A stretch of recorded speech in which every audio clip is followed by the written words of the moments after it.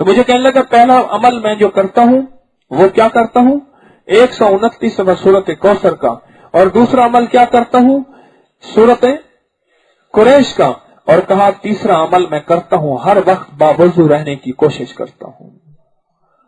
کہنے لگا یہ عمل ایسا ہے کہ جس طرح آپ نے کہا کہ درس میں نے کئی بار سنا اور درس میں بتایا کہ ایک صحابی آئے آقا کی بارگاہ میں اور اپنی غربت، تنگدستی، فقر اور فاقے اور فقیری کا جو ہے آپ کی بارگاہ میں عرض کیا اور اپنی بپتا سنائی داستان،